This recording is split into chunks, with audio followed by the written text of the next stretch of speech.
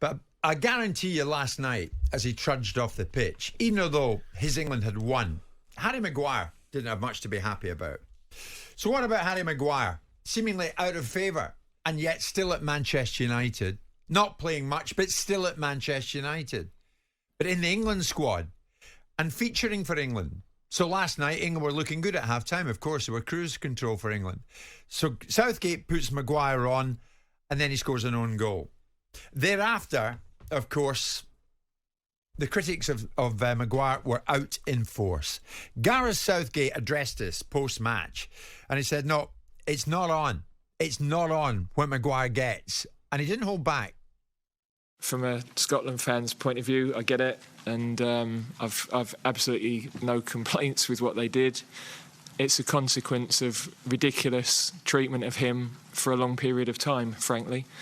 And I think our fans recognised, OK, there might be a bit of heat from our own supporters, but we're not going to have it from others getting into him.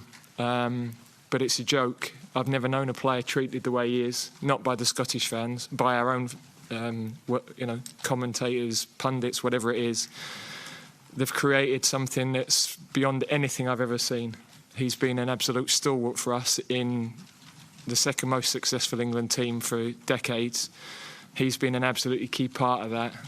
I've talked about the importance of our senior players. He's been crucial amongst that. Every time he goes on the field, the resilience he shows, the balls he shows is absolutely incredible. So, he's a top player, and we're all with him, and our fans were brilliant with him tonight.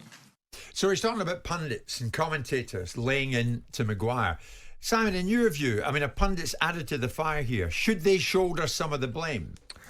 I have to say I don't like what's going on with Maguire in terms of this scapegoating of him now. It's a terminology that was used inappropriately by Jadon Sancho, but is actually appropriate in this instance. There's one thing, this analysis, that people have issue about some of his performances and the fact that he's not playing regularly for his sides. It's another thing turning it into a completely destructive mentality which has no benefit to anyone. I think some of it in part is to do with Southgate.